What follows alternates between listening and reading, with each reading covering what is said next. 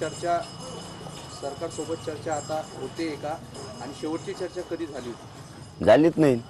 शंभूराजे साहेब आले होते त्यावेळी झालेली. त्याच्यावर या विषयावर चर्चाच नाही कसलीच. मीडियाच्या माध्यमातूनच त्याने तिकडून रान ठोकायचं, आम्ही इकडून ठोकायचं, एवढंच.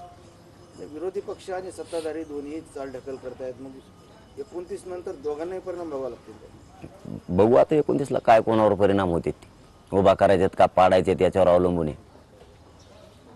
काय परिणाम होणार आहेत. पण एक होणार, आम्हाला खुर्ची, त्यांचा खुर्चीच जीव आहे. आमचं आरक्षणात आहे. आम्ही मात्र त्यांची खुर्ची घालणार नाही. 100% घालणार. जे व्हायचं असेल त्या परिणामाची चिंता नाही आम्हाला. जे होतील ते परिणाम होतील. आणि होऊ द्या काय व्हायचं ते भियत नाहीत आता आम्ही. बस झालं. सहन करण्याची काही क्षमता असते, काही मर्यादा असतात. तुम्ही जर इतकं येड्यात काढणार असाल तर मात्र समाजाला माझे काही प्रतिष्ठा आहे का नाही. आज 12 महिने झाला समाज लढतोय आणि तुम्ही ढकलीत आहे. हे बैठकीला आलं नाही, ते बैठकीला आलं नाही. आता म्हणता आचारसंहिता संपली की म्हणता अधिवेशन संपलं की तुम्ही म्हणणार आमचे लोकच पळून गेले. तुम्ही काही झालं की म्हणणार अधिकारीच मिळणार. काही वेळेस झालं की अभ्यासकच भेटत नाहीत. काही वेळेस मनुष्यबळच कमी पडणार. काही वेळेस तुमच्याजवळ पैसेच नसतात. आता इकडून तिकडून कुठं त्या हैदराबादला सापडलं म्हणताय, ते आणायला ओझ आणता येणार जणून त्यांना. ओझ आणायला आम्ही एखादी टेम्पो ट्रक देतो तुम्हाला. काय बहाणे, काय किती किती चाळे असावं अंगात माणसाच्या, रंगेल चाळे.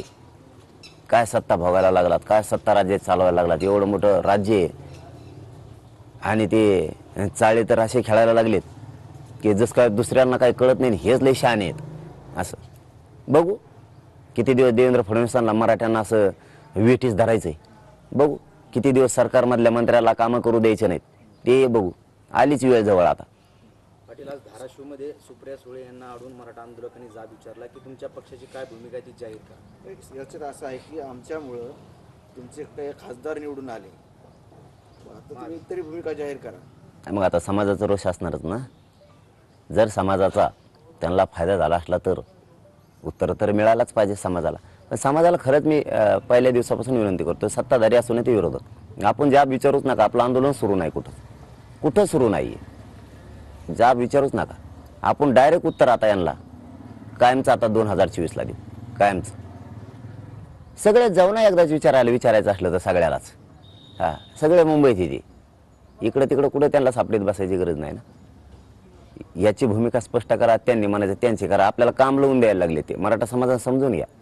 काम लावून द्यायला लागलेत आपल्याला ते. आपण विरोधकाला विचारायचं तुमचा म्हणणं काय आरक्षणावर. परत सत्ताधाऱ्यांना विचारा.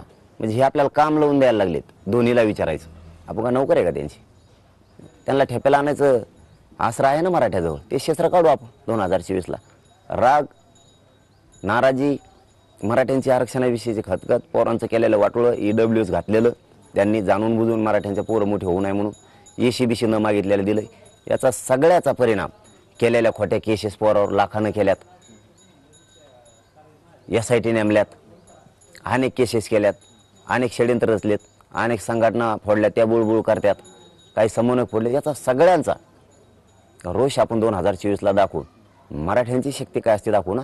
दमदारा, थोडा संयम बाळगा. मराठा समाजाला विनंती, संयम बाळगा. मग हे आंदोलन कोण करतं सुरू आहे सध्या मुंबई वगैरे कोण करते. देवेंद्र हे दरेकर ते करतच नाहीत. लोक करते, आंदोलन करत नाहीत. त्यांच्या अंगात दरेकर घुसलेला आहे. दरेकर लक्ष्मीची जत्रा असते बघा, त्याविषयी माणसात ही घुसतो, मसोबा घुसतो, विरोबा घुसतो, असे लय मोठे असतात. शेताने असतात बघा. तुम्ही बघितले की नाही काय माहीत, पण असतात बघा. झाडा झोडपात असतात ते येताळ बाबा, ते असे लागते माणसाला ते. तसं त्यांना दरेकर अंगात घुसलेला आहे. त्यांचे थाय थाय थाय थाय करते. त्यांना चापकावला भेटला की एकदा मग त्यांना मेळ लागून कसं भूत उतरत असतं. भूत लागलं भूत. गेल्या अनेक वर्षापासून मराठा समाज आरक्षणाची मागणी करतोय.